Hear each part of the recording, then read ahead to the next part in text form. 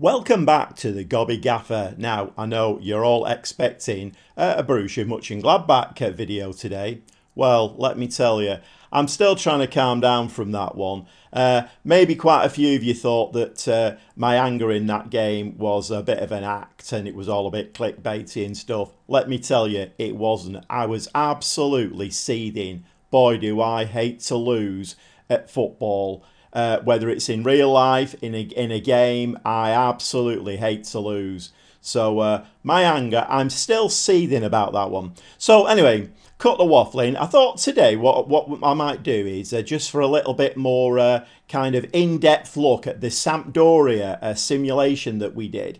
And as you know, Sampdoria dropped into a Serie B in the 2023 season, or at the end of the 2023 season, and I simulated it till the end of the 2024 season, and we won the league. And if you don't know what I'm talking about, then go back and watch that video, because it's a really good watch.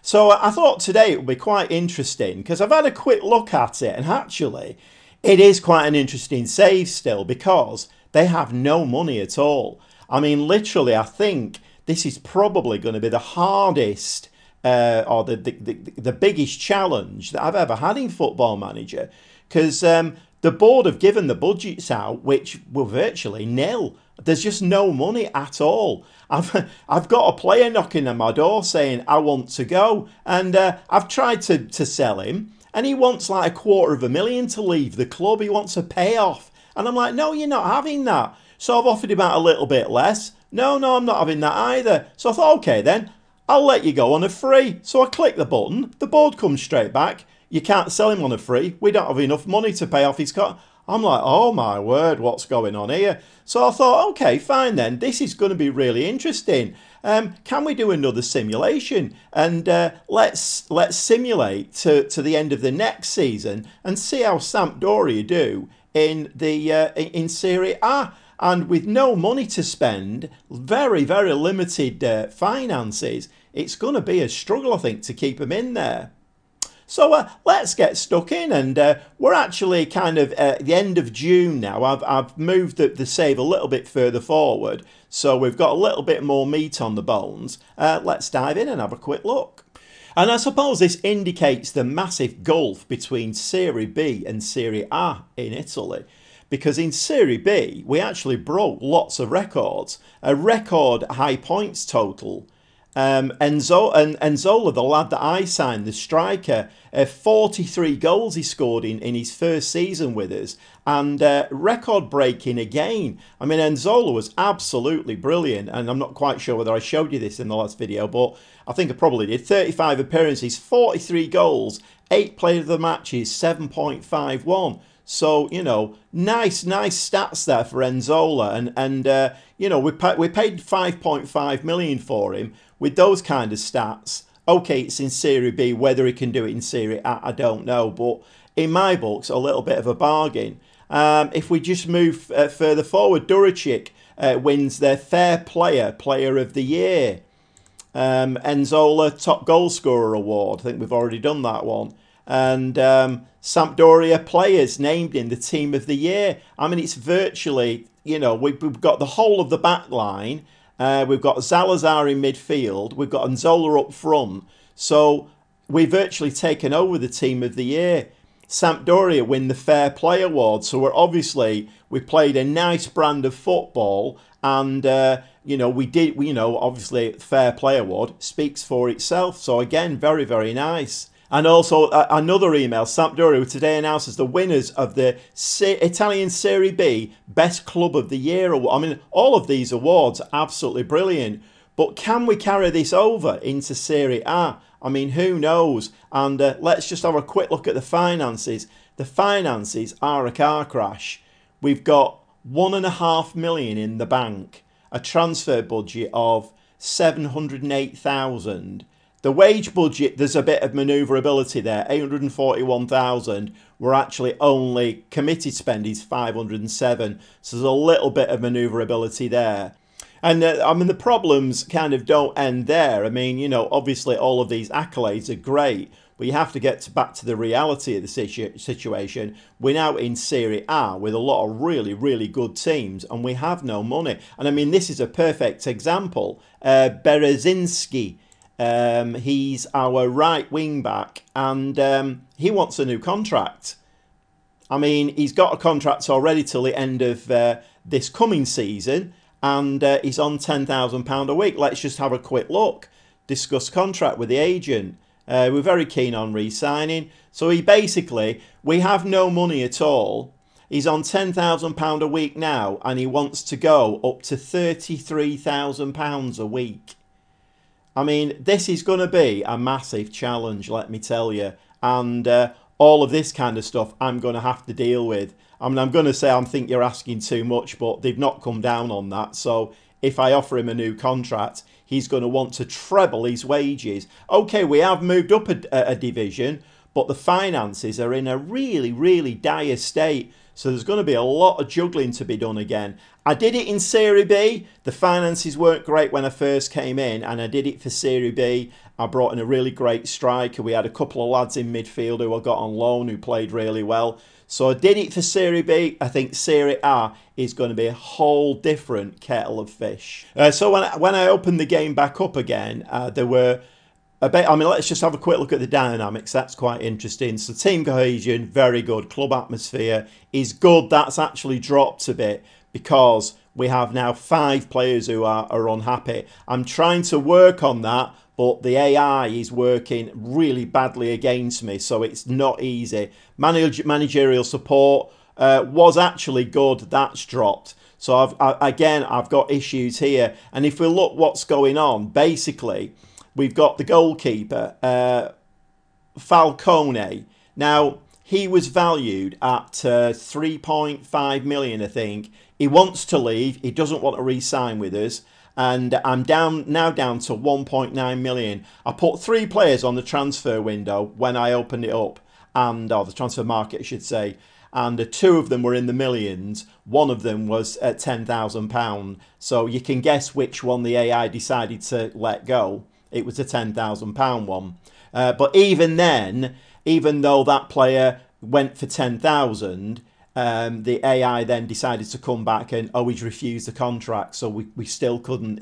He's still with us, you know, and he's the one I've tried to release on a free just to get the grumpiness out of the club, but the AI won't let me do that either. Falcone is the goalkeeper. He doesn't want to sign. I'm now down to 1.9 million for him. Still won't sell. And the other one is Christopher Askilden. He is, I mean, to be fair, he's quite a good player, but he won't sign a new contract with us. He wants to go, he wants to move on to bigger and better things. And his value to begin with 4.5 million. I'm now down to 2.9 million, and still the AI will not let me sell him. So basically, it's the usual old thing with Football Manager. I've got 3 grumpy players who are bringing the dressing room down. The easiest thing in the world would be to say, right, okay, good luck, you've done well for us, on you go, pat on the back, and we can get some money in, which would help us. But no, the game is working really badly against us. And I don't know, sometimes I think, you know, if you've got really big problems in one area, like the finances with this club are a massive car crash, you would think that the AI would say, right, you've got a huge problem there, we'll help you in other... No. Every area is a car crash. So I think this is going to be a very interesting simulation. So I don't want this video to be War and Peace. So I'm going to go away now off camera, and I'm going to try and sort out some of these problems that Sampdoria have got. I'm going to try and build a squad that will be good enough for Serie A. I personally think it's an impossibility, but you never know. Stranger things have happened. The club vision is to avoid relegation at all costs in Serie A. So whereas in Serie B we were one of the top rated clubs, and again this is back to the ratings in Italy. Serie B is the difference between that and Serie A is humongous, I think, and I've never really managed in Italy before, so this is all brand new to me. Anyway, like I say, I'm going to go off camera now. Going to do a bit of wheeling and dealing, see if we can get rid of these grumpy players, see if we can get the dressing room atmosphere back, and see if we can sign some players, whether it be free transfers, on loan, whatever, I don't know. But let's try and build a squad. So we'll do a simulation for the 2024-25 season with Sampdoria in Serie A. We'll see you very shortly.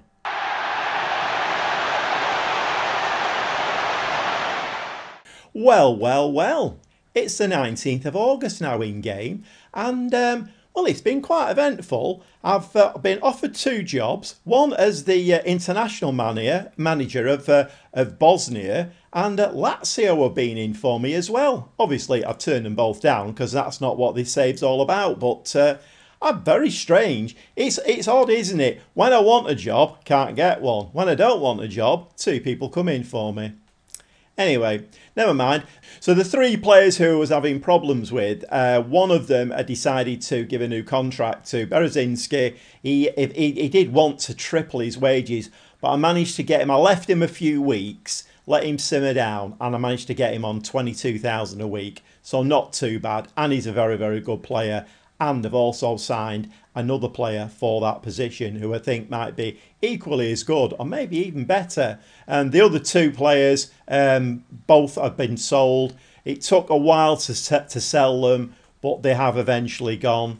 And Nzola, my new striker, well, he's only been with us 1 season, but he's fairly new. He's 10-1 to be a leading goal scorer in Serie A, which is very nice. And we've also got 26 million in for TV rights. So, I mean, let's just have a quick look at the finances before we get any further. So, yeah, that TV money will trickle in through the season. Hopefully it will help us out because we're 791,000 in the red now in the bank. The transfer budget, 509,000. I did manage to generate a little bit of money and I have made 1 or 2 signings. The wage budget, I'm still about 100,000 under. So I'm kind of looking after the finances. Finances are, well as I can. Finances are looking okay. And with the signings that I've made and with the squad that I've got now, we're actually 250-1 to finish 13th. I would take that now. If I press the button now and we finish 13th, I would certainly take that. Media Dream 11, we don't have anybody. And we do have to scroll down key players. And Zola is in there. And also a bit of a spoiler. And he's called Bekaroglu, I think he's called. New midfield player. So we've got 2 players in key players, but nothing in the Media Dream 11. So let's get down to those all-important transfers. And let me just move my big head just a second. There we go, that's better. So as you can see, quite a few players here have gone out on free transfers. Gima, he was one of the troublesome players. And he eventually went for £3,300, the princely sum of £3,300, but it got a whinging player out of the dressing room. Askildsen, he was another one of the complaining players. We did get 1.4 million for him, but a massive drop. We should have got about 4 million. 1.4 million, not a lot can do. Another free player there. Falcone, the goalkeeper, who was having a lot of moaning and whinging, causing lots of problems. We got 1.1 million for him in the end. Again, we lost about £3 million on him, but as I'll show you in a minute, the dynamics are much, much better now. Another player gone out on the free. And then we sold one of our midfield players, Ronaldo Vieira. He was an English lad and he went to Young Boys for 2.2 million. So that's that kind of our highest transfer value coming in. Okay, I can put my big head back in the way now. So we're looking at the transfers in. Spent 5.5 million. And there's quite a lot of frees in there, as you can see. Went into the free transfer market and did okay, I think. This lad here, he's the one who's in the key players in the, like the Media Dream 11 area. And I think you can agree He's got very, very, very good stats. Came in on a free. He's worth 6.2 million now. 3.5 star. He's going to play in the midfield. He can cover for Dirchik in the attacking midfielder role. But a very, very, very good player. And so that's Efkan Bekaroglu. And he's a Turkish 28-year-old. Another free transfer, Paulo Henrique is now worth 4.1 million. He came in on a free and he's going to be our left wing back. He can play at centre back, but he's only 5'11", so we do have options in there if I want to do that. We do have a left wing back, so I've got some nice cover across the back now. Hopefully that will see us, see us good for the season. But again, very, very good all-round stats, and hopefully he will. I think he's probably going to start for us now. Not quite sure yet, but I've not made that decision. So with Nzola being our main young striker up front, I thought we did need something of a bit of a more experience. We have still got, I think he's called Gabbiadini, is it? We have still got him at the club, but he's 34 now. He is aging. I've actually just taken a transfer offer for him, but he knocks it back. I mean, the AI in this game drives me potty sometimes. I mean, that would have been another nearly 3 million coming in, but he didn't want to go. But he's not going to get a lot of game time now because we brought in a German lad, Philip Tietz, 27-year-old. He's a 3.5 star and 6.8 million worth now. I think, again, you can see mental's very, very, very good. And he's got plenty of pace in here. He's 6'3", great jumping reach. I think he's going to be a good backup to Nzola. So next, a central defender on loan from Atalanta, 22-year-old Italian, Giorgio Cittadini. And he's 6'2", 15 for heading, 16 for jumping reach. Marking and tackling very good, positioning very good. He's got very, very good mentals. So he will be a starter for us. And he's only coming as a 2.5 star, but he has got the potential to be 4. He is only 22. So, but he is on loan for the rest of the season. Another free transfer next. It's the right wing back role. And we have an English lad, Jack Stacey, 28 years old, 3.5 star. And worth 4.5 million. The values in Italy are very reduced, and it's all like relative to the player values in Italy. So 4.5 million. Okay, he might not look the greatest of players, but he's very, very good. He's quite quick, and in that wing back role on that side, I think he'll do a decent job for us. Mentals are not off the scale, but I think he will do okay. And of course, I've got Berezinski, who I've just given a new contract to on that side. So I don't think Stacey will be starting, but he's very, very good cover on that side. Okay, our record signing for this transfer window, £4 million I've paid for this lad. He's Jan Paul van Heck. And he's a 24-year-old Dutch lad, 6'2", central defender. Again, looks very, very good. Mentals look very, very good. Positioning of 14. His determination, if that gets out of the way, his determination is 15. Very good heading, jumping reach. Tackling of 17. He's a very aggressive player. So I think we're going to have to put him on some kind of an instruction to not go, kicking people, because otherwise he could end up getting sent off all the time. But he's our record signer. I didn't have an awful lot to spend. I think when I'd done all my transfers, I ended up with about 5.5 million tops. So it's been a tough transfer window, and I've let a lot of players go. A lot of the under-20 squad has gone, and quite a few of the first team squad have gone. I'm trying to trim the costs down to try and keep us, the financials in good order. But anyway, Jan Paul van Heck, our new central defender. Juventus very kindly lent us Filippo Ranocchia. Again, Italian lad, so all of these important registration rules, hopefully I've got covered. And he's going to play in that central midfielder. He can do a bit of everything. His marking and tackling are very good, but he can also pass. And I mean, those are the midfield players I like, really good all-rounders who can put the foot in, but when they win the ball, they know what to do with it. So again, very, very, very good all-round, figures. And so we have got him on loan till the end of the season. And lastly, Inter, again, very, very kindly loaned us Darian Males, a 23-year-old Swiss lad. Now, we're not playing with wingers. I'm going to show you the tactic again in a minute, but we're not playing with wingers, so he more than likely will play in this advanced playmaker role. And hopefully, he's going to be a really good asset. Again, overall stats here are very, very good. He's not very brave. Positioning not very, very, very good.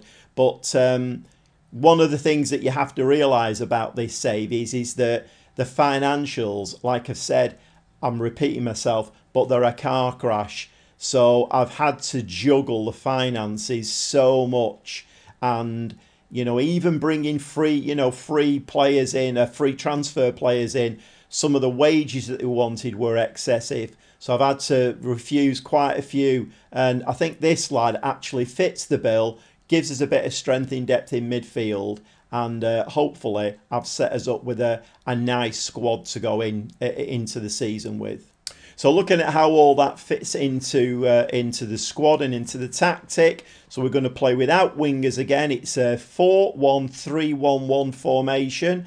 We played this in Serie B, served us very well. Will it serve us as well in Serie A? Well, obviously, that's the purpose of this save. Let's see if we can do the business in Serie A with this formation. So this is probably going to be the starting lineup, maybe one or two changes in there, but Nzola is going to play the pressing forward. Duricic is the attacking midfield player.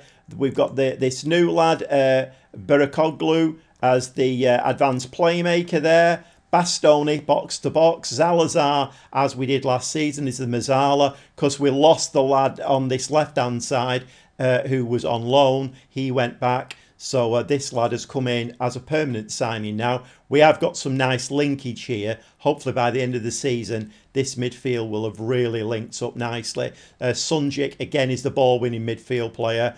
We've got the new lad, Enrique, at the at left wing-back. And in fact, the back four is all new. Van Heck, Citadini and Stacey. But we have got, we've got Berezinski who can come in there. And we've got a couple of Chabot. I've given a new contract to Chabot because he's a half-decent player. So he can come in at centre-back. And you can also see Philippe Tietz there, the German striker who can come in and do a backup job for Nzola. And Capriel is the goalkeeper. We don't have an awful lot of backup in the goalkeeping department. So I'm fingers crossed we don't get any injuries in that department. And we're going to be playing with this the vertical tiki-taka on a positive mentality. And when I press the button, I'm probably going to run it through to January transfer window and see how it's looking. The season started off very, very well, even if I do say so myself. We'll have a look at that in a second. So let's just have a quick look at the season preview. The season preview now, with all of that done, is for 13th, 250 to 1 to finish 13th. And like I said before, I would snatch your hand off for that now. So that would be a nice finish for us. Quick look into the dynamic screen. This was beginning to fade and it was beginning to look not great, if I'm honest. But now I've got rid of the grumpiness. Team cohesion is good. Club atmosphere, excellent. And my managerial support is back to good. And we've got all nice green ticks in here, which is brilliant. Hopefully by the end of the season, that will stay like that. And it will see us, because these things have got to be... They've got to be spot on. The dynamics, the happiness. If you've got an unhappy bunch of players, you're never going to get the best out of them. Staffing screen, I've done a little bit of work on this. As you can see, jumping from Serie B to Serie A, all of this has changed now. So where in Serie B, we were top of the shop in every department. Now it's dropped. But I don't think it's as bad as when I took them over. And certainly the coaching side, I asked for some more coaches. They gave them to me. So I filled them berths. And now we have a couple of things where we're top of the shop. Technically the best there. We're the best at attacking. But the goalkeeping department is a little bit low. But we're doing okay. Middle for diddle in the recruitment section. I think they gave me another scout, so middle for diddle in there. And the medical team, again, middle for diddle. But this is only my second season in charge. Some contracts for staff are going to run out, and staff who are not that great, I will be able to replace them eventually. We did have one or two little injuries in the pre-season, but currently this is very, very nice, because if you've ever played Football Manager, this page having nothing on it, it's a sight for sore eyes. That's exactly what you want to see. Into the all-important club vision for the season and the current season, well, it's pretty simple. Avoid relegation from Serie A. I've told that to the players. They're all happy with that, avoiding relegation. But if we can do a bit better than that, then that would be absolutely brilliant. And this is how pre-season have gone. So as you can see, I think that's Napoli, isn't it? We beat Napoli 5-1 in pre-season. I'm not quite sure. Pre-season was in Italy, so we've had some great results. And I've actually played the Italian Cup first round, and we beat Cremonese 2-1. So we're unbeaten in pre-season. We have the first Serie A game coming up against Udinese, and that's on the 26th of August. We're now on the 19th, so a few days to go before that. But I'm going to press the button very shortly, and we'll maybe come back in January just to have a quick look at how it's going. And with that, we're all nicely caught up now. Had a good look at, in depth there at all the transfers, what the finances are looking like, all the pre-season kind of media predictions. We've seen all of that now, and I think it's now time to press that button and let's run through until January and see where we are. It's not really for anything else other than just seeing where we're positioned, because there won't be any transfer budget. I won't be able to do anything in the transfer market, but just to get a little flavour of where we are in January. It's just quite a nice place to come back, just have a quick look, and then we'll carry on until the end of the season. So I'm going to go now, press that button, and I'll be back very shortly. And, it'll be January 2025. We'll see you shortly.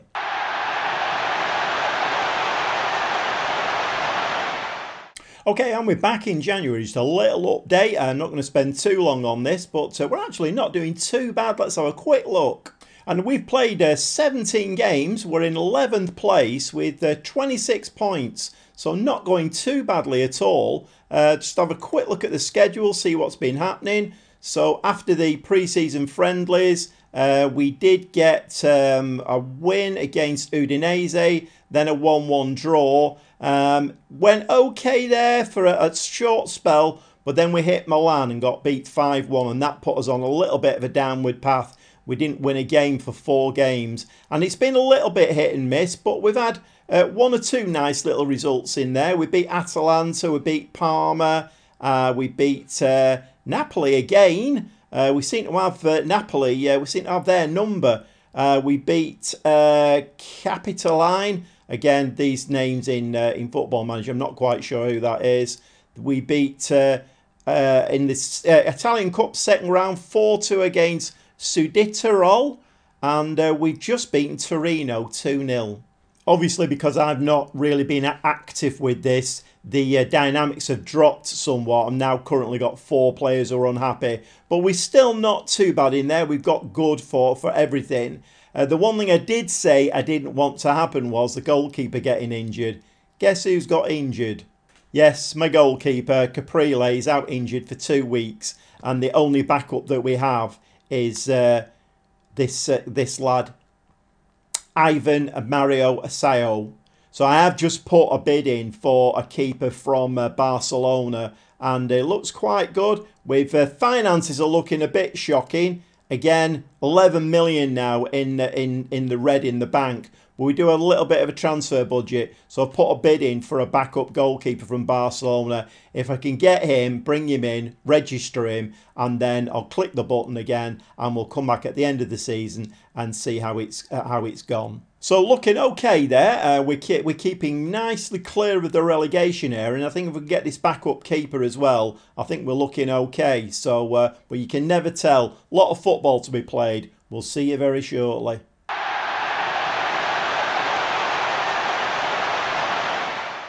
And we're back on the 26th of May. So I've not had a look yet. Shall we have a quick look together?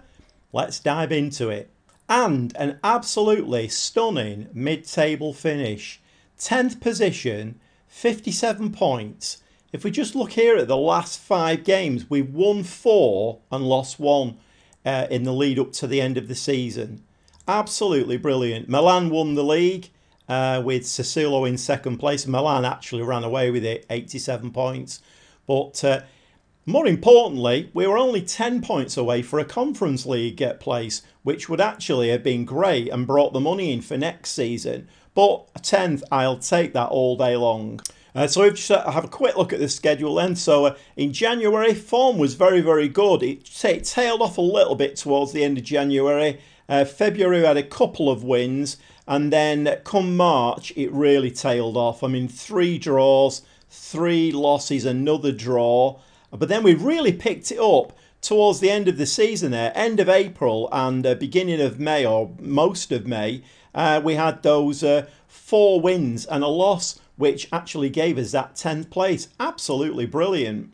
This was the new keeper that was meant to come in as a backup. Well, we got him for peanuts from Barcelona. And if you look, he's a 3-star, potential to be 4.5. And he was kind of a knee-jerk, really. I just went in January and thought, oh, we need, you know, the backup keeper wasn't great. So I thought, we need a backup keeper here. But actually, he's only 23. He looks like he could be a first-choice keeper. I mean, if we have a quick look here, he made 20 appearances, conceded 31, 5 clean sheets, 6.78. So he didn't disgrace himself at all. But the standout performers, Nzola again, if we just have a look what he's been doing, 36 appearances, 27 goals. So the answer to the question, can he actually do it in Serie A, is yes, he can. 27 goals, 2 assists, 4 player of the match, 7.06 for his second season with us and in a top flight league in Europe. Done absolutely brilliant. Duricic in the attacking midfielder role, 34 appearances, 6 goals, 4 assists, 3 player of the match, 6.92. The midfield played really well. My new lad here, Bekaroglu, and he recorded 34 appearances, 3 goals, 5 assists, 1 player of the match, 7.01. So for his first season in Italian football, absolutely brilliant. Salazar, again, I think he had good figures. 37 appearances, 4 goals, 7 assists, 2 player of the matches, 7.03. And so it goes on. I think Sunjic had another good season as well. Maybe not quite so much, actually. Not the most amazing figures for Sunjic. And some nice, nice connections between all of these players. We did seem to have a little problem at centre-back. Obviously, this dotted line is saying that they're not a good fit together. But this is the problem with pressing a button and simulating it. You don't get a chance to see these things and, bring players in. And, we could have brought in the central defenders like Chabot and, Ranocchia could have, I don't know whether he played very much. Actually, he did. He made 33 appearances, scored a goal, 6.78. So he actually played quite a lot in the season. And just having a quick look at Jack Stacey as well, the English lad who came in at right wing back. 37 appearances, 1 goal, 5 assists, 2 players of the match, 6.94. We unfortunately do have to look at the finance screen, and we're just under 18 million in debt in the bank now. Transfer budget is minimal. Wage budget, there is something in there, so that can be used. The guaranteed budget for next season transfer wise will be 68,000, so not an awful lot to look forward to there. More wheeling dealing to be done, I think. And a quick look at the club vision. Avoid relegation from Serie A. We passed with flying colours. Reached the Italian Cup proper. We passed that as well. So all very, very nice. I've got an A+. The board feel I'm doing an unbelievable job and clearly the right manager. And talking about the Italian Cup, we were knocked out in the quarter-final by Fiorentina. So again, no disgrace there. So I think we can call that a very, very successful season. I mean, given that the finances of Sampdoria are still in a very, very poor state, even getting back to Serie A, we've still not, it's that the finances have still not improved. But we've got a mid-table finish, and considering, that this time last season we got relegated and we're in a very, very poor state. Okay, finances were in a poor state, but the playing side was in a poor state. Now it's in a really good state, and I think probably Sampdoria might be able to kick on a little bit. If we can kick on and get into those European places and start generating some money, then that's maybe when we might be able to consolidate the finances. But anyway, that's it for this episode. I hope you've enjoyed it. I certainly have. It's been a very interesting, exercise in seeing if this tactic without the wingers, playing through the middle, wide centre backs, if this tactic will work in Serie A. And clearly it does, because I think you'll agree the players that we brought in were very good players. They weren't earth-shattering players, and the squad is not earth-shattering. It's quite a small squad. We don't have enough homegrown players, all of that kind of malarkey. So it's quite a small squad, but we've done very, very well, and I am extremely pleased, as I hope you are as well. Anyway, all that's left for me to say is thanks very much for watching, and if you'd like to see more of these rebuilds, I know this is a rebuild but second season, but if you'd like to see more of these kind of videos, then comments is the place to drop a team in there. Let me know you'd like to see me do a rebuild on, and I'll quite happily have a look at it, and let's get the magic wand out and maybe shake some Gobby Gaffer magic dust on another team, or maybe even Sampdoria in a third season. I don't know. You let me know in the comments where you want me to go with this. We'll see you next time, and thanks very much again for watching.